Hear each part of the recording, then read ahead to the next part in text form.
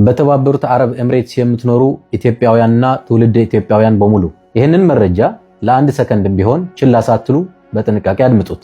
እንዲሁም በቦታው ላልተገኙ መረጃው ላልደረሳቸውና በተለይ ቲክቶክ ላይ በስሜት ለሚንቀሳቀሱ ወገኖቻችን ይደርስ ዘንድ ቪዲዮውን ላይክ፣ ሼር፣ ዲዩትና ሪፖስት በማድረግ የዜግነት ግዴታችሁን ትወጡ ዘንድ በትህትና ጠይቃለሁ። የዱባይ ፖሊስና የኢትዮጵያ ቆንጽላ ጽሕፈት ቤት በጋራ ባዘጋጁት የግንዛቤ ማስጨበጫና የምክክር መድረክ ላይ የተላለፈው ዋናውና የማይታለፍ ጥብቅ መልእክት ይሄ ነው።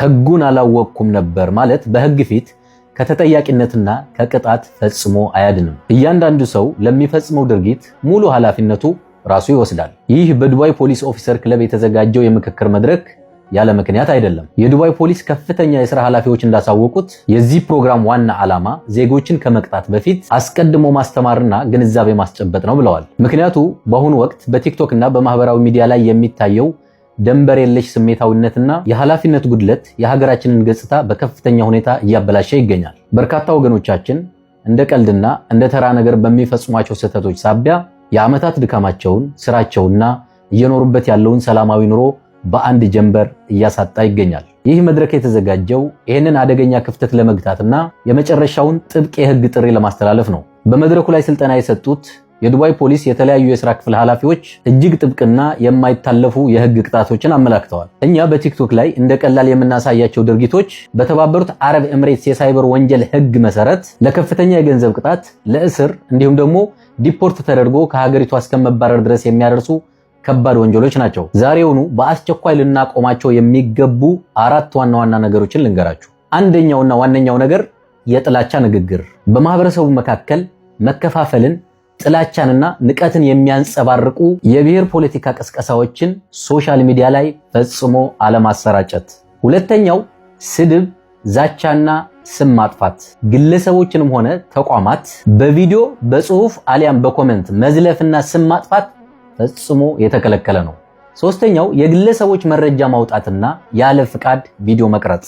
የሰዎችን ግላዊነት የሚጥሱ ምስሎችን፣ ቪዲዮዎችን አሊያም መረጃዎችን ያለ ግለሰቡ ፍቃድ ማሰራጨት ፈጽሞ በሕግ የተከለከለ ነው። አራተኛው ታማሚዎችን ሰበብ በማድረግ ያለ መንግስት እውቅና በሶሻል ሚዲያ ላይ ገንዘብ ማሰባሰብ በኤምሬትስ ሕግ ፈጽሞ የተከለከለ ነው።